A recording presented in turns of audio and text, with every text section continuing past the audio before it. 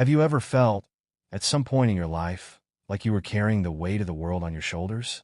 Like you were trying to handle other people's emotions, taking care of their pain, frustration, and sadness, while your own emotions were pushed aside, barely noticed? Like, somewhere along the way, you started to disappear and transform into some kind of sounding board for other people's feelings, without realizing just how much this was affecting your inner peace. I know many people go through this, often without realizing it. They become what, in a figurative sense, we can call emotional trash for others. Have you ever felt this way? Have you ever been called a shoulder to cry on, or even an emotional punching bag? Always the listener, always the one who carries the other person's suffering? And the worst part of all, not even knowing when you began to lose yourself, when you started to stop being yourself in favor of becoming the emotional support for those around you. I know that this feeling is more common than it seems, and that's exactly what we're going to talk about. How not to be anyone's emotional trash. How to avoid this process of absorbing all the pain, frustrations, and fears of those around you, to the point of becoming a dumping ground for someone else's emotions. Not being emotional trash for someone else doesn't mean becoming indifferent to their suffering. It doesn't mean stopping to care.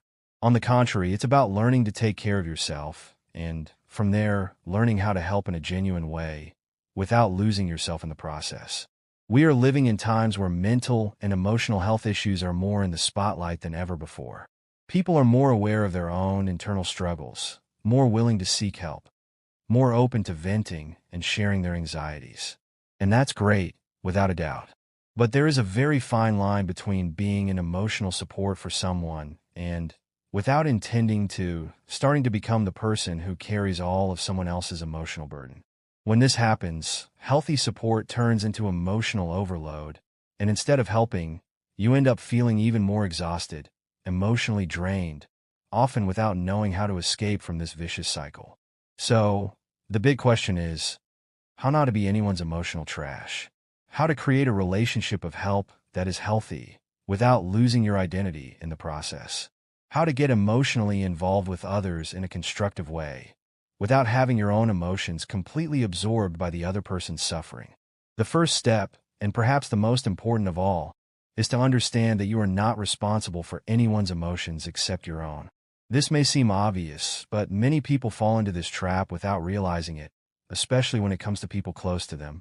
When someone you care about starts opening up about their emotional struggles, whether it's sadness, anger, frustration, or any other type of suffering, the first thing you need to ask yourself is, are these emotions mine? The answer to this question, most of the time, will be no. And from that point, you need to remind yourself that your role is not to carry the other person's emotional burden. Your role may be to listen, support, offer advice, but never to absorb the other person's emotions as if they were your own. What is very common, and what many people don't realize until they're already deeply involved, is that empathy, which is something extremely valuable, can turn into a risk when you start taking on the other person's pain. Empathy is the ability to put yourself in the other person's shoes, to feel what they are feeling. However, empathy should not be confused with the need to carry someone else's suffering. You can be empathetic without becoming emotionally overwhelmed by the other person's pain. When you understand this, you begin to realize that true empathy is not about getting emotionally involved to the point of draining yourself, but about being able to understand and support the other, while maintaining your own emotional stability. One of the greatest challenges of this dynamic: boundaries. Setting healthy boundaries is a crucial step in not becoming someone else's emotional trash. And here's a very important issue. Many people have difficulty establishing boundaries because they fear they might hurt the other person or be seen as insensitive. But in reality, setting boundaries doesn't mean being selfish or indifferent to someone else's suffering. It means, in fact, respecting yourself, your own needs and emotions. Of course, being there for someone you love who is going through a difficult time is a natural and noble thing. However, you need to understand that at some point, you also have the right to say no, and this doesn't make you a bad or insensitive person. What you are doing, in fact, is creating a healthy space for the other person to heal without losing yourself in the process. Setting boundaries is a way of taking care of yourself, preserving your emotional energy so that you have enough strength to deal with your own issues. This also leads to another important point, which is emotional detachment. Detaching emotionally from a situation doesn't mean being indifferent or uninterested. It means that you understand that another person's pain or emotions do not need to become yours. You can be supportive, you can offer help, but without letting the other person's pain enter you and harm your own emotional health. Emotional detachment is a continuous exercise in self-awareness and self-respect.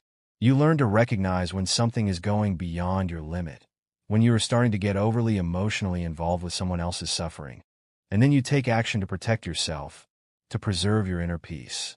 Again, this is not being selfish, but being responsible for yourself. If you've been through this, you know how difficult it can be to learn to set these boundaries. Sometimes we feel like we can't stop helping, listening, getting involved.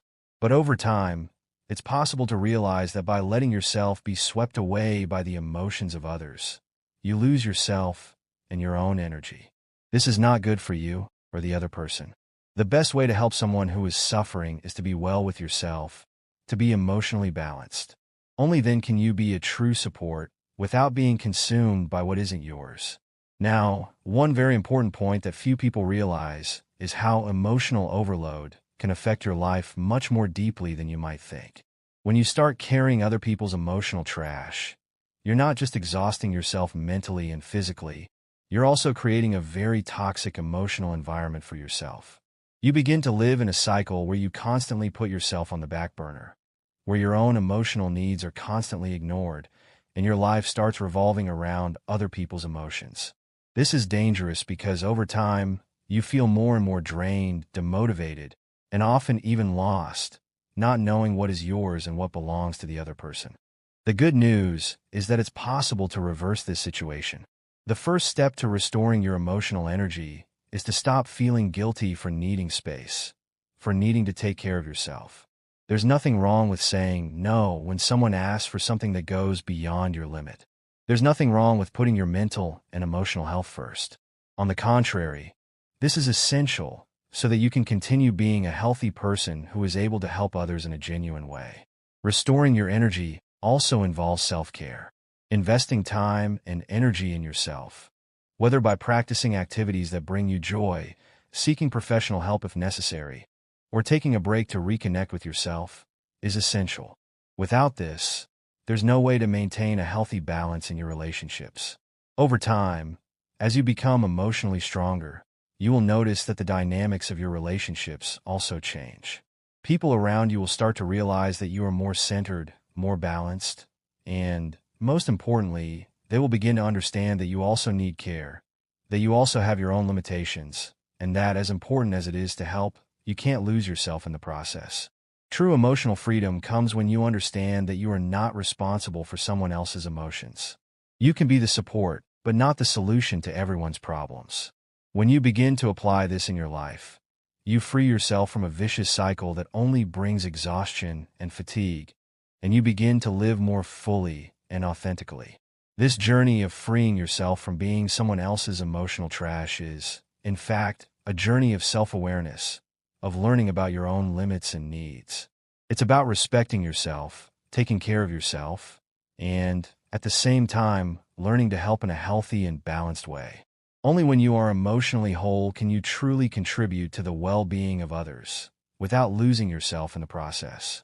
So, remember, your peace of mind and emotional health come first. Set boundaries, learn to detach from emotions that are not yours, and, above all, take care of yourself. This is what will allow you to have healthier relationships and, most importantly, a fuller life.